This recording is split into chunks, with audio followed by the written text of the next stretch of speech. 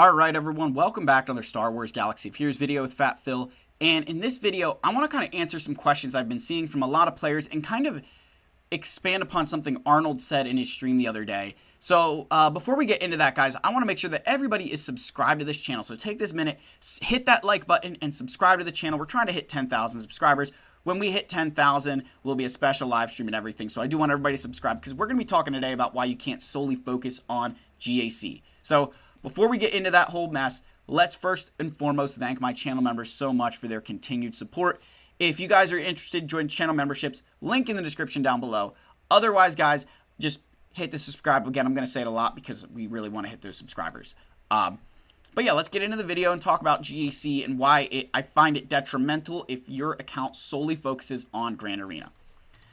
So, and this is going to be a hot take because a lot of people love GAC and that is like the end-all be-all, that everything should be GAC. But it's not your primary source of crystals for a very long time. I will show that to you. I will prove it out to you. And the other thing I want to say is that GAC should really be a consequence of other farms. That your account gets better because, in GAC, because you're working on other things to help you throughout the entire game. If you just focused on the things to get better in GAC, your account would suffer in so many different game modes. A great example here, Starkiller. Yes, you could use him in Territory Wars if you invest in Juhani and, Mara Jade. Okay, great. But in Territory Battles, until you get to Rise of the Empire, you can't really fully utilize Starkiller. And even then, he doesn't have an Omicron to really get the most use out of him for Territory Battles. And then you've got our king, Wampa, who, as much as we love Wampa and as much as he's always in our hearts, you don't really use Wampa outside of Grand Arena unless you're me and shoehorn him into your Territory Battle teams. And there is actually, I will say, on Tatooine and Rise of the Empire, I get 2 out of 2 waves with Wampa because of the damage over times on that. But anyway, Wampa is not something you build just because he's going to get you stuff other ways. It just doesn't work that way. You want these characters are kind of consequences of other things that you're doing. So the first thing I want to say is why you focus on fleets, and you want to focus on fleets first until you're in Kyber 5. So we're going to switch over to a chart I made a while ago. And so here it is. So this is a Google spreadsheet I made, and I think this is shared somewhere. I might link it in the video description. I don't know.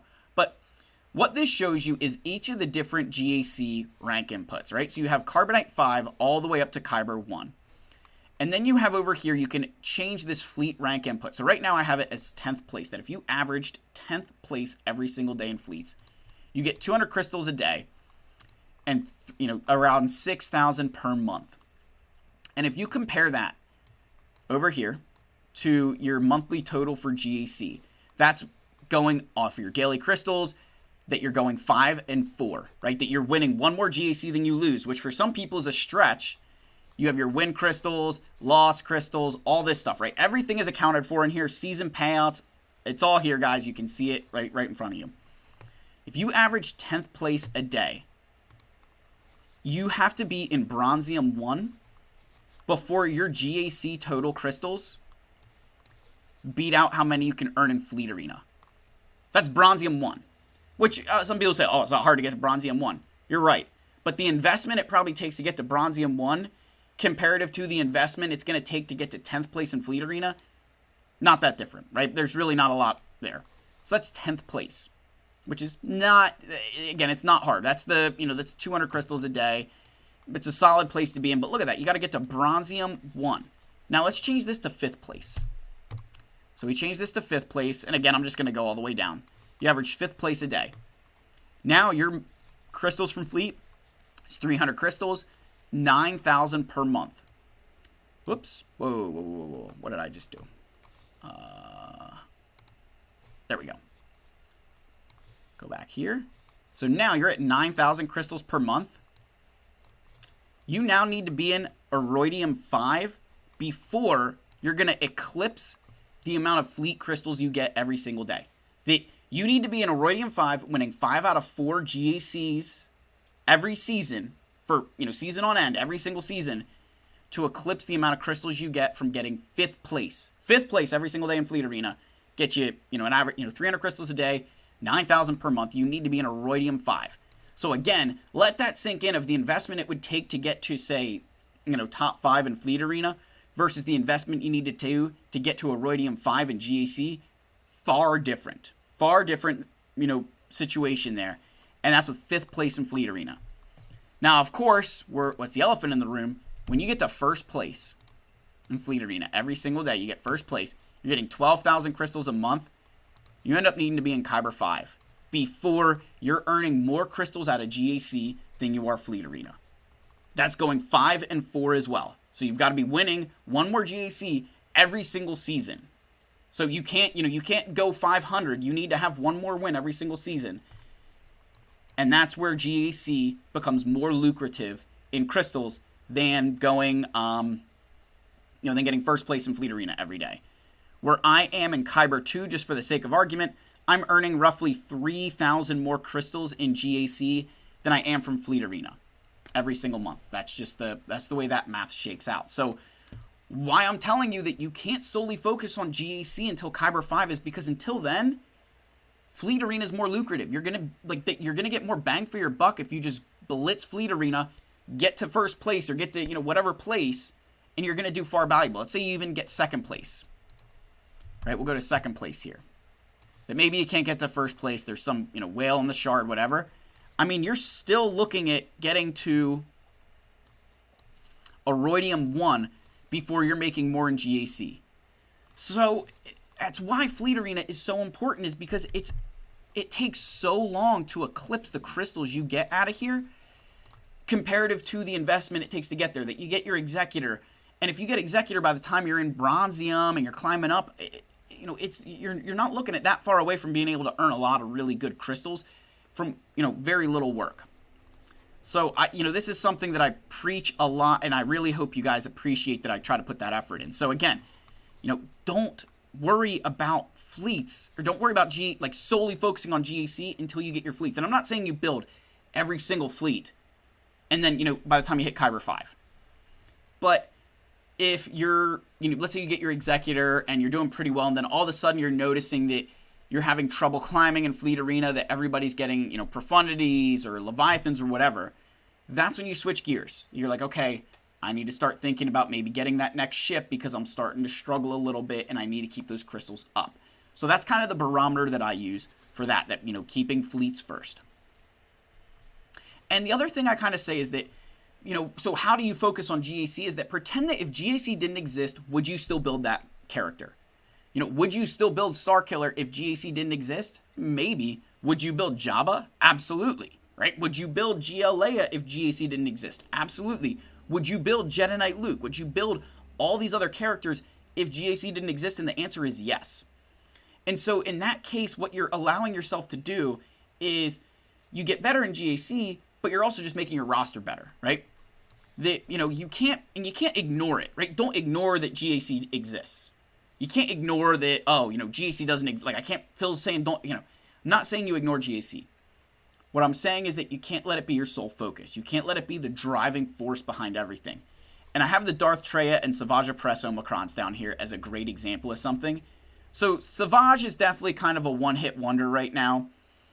He's got, he's an okay character outside of GAC, but really, I'm only using him in GAC. But Darth Traya, who is a support, Darth Nihilus, who is a support, and Darth Sion, who's a tank. Those three characters can help me in Conquest whenever there's the feat of win without any attackers in your squad. Traya, Nihilus, Sion, 2 Sith tanks, some additional support units. You're getting that feat done. So, killing multiple birds with one stone there, that I've got some solid characters in Conquest, right? And they are a solid team in Conquest. They can do some really great things in Conquest if you use them properly. So it's definitely a situation where yes, I got them for GAC, but now I can also get some use in there out of Conquest, allowing me to get feats that maybe would take me a little bit longer. Now I don't have to use quite as much stamina on my other teams, and I can, clear further and faster. So, again, it's, if GAC didn't exist, would you build these guys? Maybe, but would you do it right away? You're weighing everything. And as I was saying, right, roster progression, that, you don't go ahead and, you build your Commander Luke Skywalker team, and then I sit here and tell you, okay, get Luke to Relic 7, C-3PO to Relic 7, Han to Relic 8, Chewbacca to Relic 6, and 3PO and Chewie to Relic 7. That's not what my farming guide tells you to do. It kind of says, hey, build this team up. It's okay to get relics or gear 12s, like put some decent gear on them because they're good in GAC and other ways, but you kind of build them up, right? They get more, relics on them as you progress your account. That you're letting that, as I was saying with, John, but you're letting that roster progression lead you to getting boosts in GAC over time. And I found that way is a lot, not only healthier for your account, but you'll actually get better. Because if you have a lower relics Commander Luke Skywalker team than your opponent, and you're learning how to beat teams with it, or you're, getting holds with it on defense, and then you increase the relic levels, maybe you'll be like, oh, why am I not getting holds? It's because your opponent is probably using a higher caliber team against it now, and that's a win-win situation. If you have to use a Galactic Legend to beat my Commander Luke Skywalker team, I'm all for it. That's what I want you to do. I don't, getting holds is great, but if you're going to waste a GL on that team, man, I'm all for it. I'll take that trade-off every day of the week, and twice on Sunday. So it's a lot better in my mind that you let roster progression be the way that you get better in GAC, and not just, I'm going to build Savage Press, I'm going to build Wampa, I'm going to build every team that's good in GAC, and then I'll worry about all the rest of the game modes. Kind of just get there over time, making sure that you don't completely ignore that GAC exists and there's certain things you'll want to do to boost that income. But if it came down to, should you have a better fleet or a better GAC, you want a better fleet, because that fleet will help you in GAC. Like the Profundity fleet, the Admiral Raddus Rogue One team is fantastic in Grand Arena with his Omicron. So it's a win-win situation. You not only got a better fleet for Fleet Arena, you're getting a better fleet for GAC, you're getting a better team for GAC, so you're moving along there. And finally in GAC, you have this soft ceiling. And I'm going to show a graphic, and this is kind of, I mentioned that, Arnold kind of brought this up on his stream the other day, or at least like the essence of it. So if I go to my screen capture here, and I have this chart, Arnold's GAC on his free-to-play account, he was saying that he couldn't clear his opponent because he just didn't have enough teams, that he had the skill, but that the galactic power variance was too great and he wasn't able to win. And so I kind of created this chart here to show you, the power curve or whatever, that your y-axis here is your skill, right? That, your skill is up here. Your skill gets diminished the larger the galactic power variance to your opponent becomes. That eventually, it doesn't matter how much skill you have, you probably won't beat your opponent unless they don't show up. Because you can have all the skill in the world, but if your opponent has 7 GLs and you have 2, you probably don't have the resources to clear those. Like it just, and that's the nature of the beast. It's the way that GAC is set up. It's that soft ceiling that they won't, that GAC matchmaking, as we always talk about, is designed to make you go 500. So when you're investing those resources into GAC, right, you're finding yourself further and further down this graph that eventually, like, you're going to keep spending resources, but you're not really going to get anywhere. You're not going to improve your GAC rank. You're just going to maintain, right? So you don't want to be, what I've always found myself doing is, if I'm, like, I kind of maintain my GAC rank. I've stayed Kyber 2 for a very long time, and how I judge what my account needs is when my skill rating is falling further than it used to. If I start getting closer and closer to Kyber 3, I need to make a big jump to get myself back into the higher, middle of Kyber 2 or whatever. So I think this graph is really, really helpful for players, that hopefully it shows you that no matter how good you get, there is that soft ceiling in GAC that eventually you're just not going to be able to beat those opponents. Because then the other side of this too, and it'd be a lot more complex of a graph, but your opponent also has skill. So if somebody with less GP than me is just as good a player as I am, comes up against me in a GAC, we have the same exact skill, just I have more characters and more teams, I'm probably going to win. And barring RNG, we get the same RNG, I'm going to win because I have more stuff, that they're just not going to have the resources to clear me. So that's a big reason why you want to focus on your fleets and why they're so much more lucrative, is because that soft ceiling in Fleet Arena is a lot lower. Because a 4-star Executor can clear a lot of things. Like outside of the, Leviathan now, a 4-star Executor can still beat the Profundity. That's not, it's not impossible to do that. So I wanted to, again, kind of revisit this topic because people have been asking me a lot, should I be focusing on GAC? And the answer is no. Right? And I think a lot of other content creators would agree with me that as much as we love Grand Arena, your fleets are where all your bang for your buck is, and as I showed, right, that Kyber 5 is when getting first place will earn you less that fleets are earning you less crystals than GAC if you're winning 5 out of 4 matches. So, in conclusion, guys, obviously Wampa is king. Make sure we put that in the comments.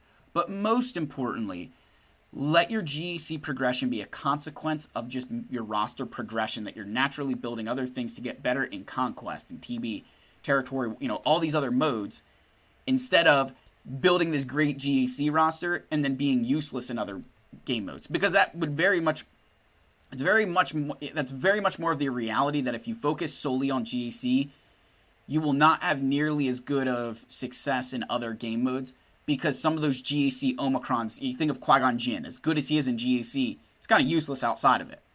Now, if you build up your Qui-Gon Jinn because you're getting Jedi Master Kenobi, roster progression, right? That you built him because you got Kenobi. Like that's that natural progression that I'm talking about. That you're building things because they're needed for something else. So you're checking that box and your GAC got better. So that's the video. Again, guys, let me know your thoughts down below. As always, smash that subscribe button. Leave your likes, leave your comments. I'll see you all in the next video. May the Force be with you. Cheers.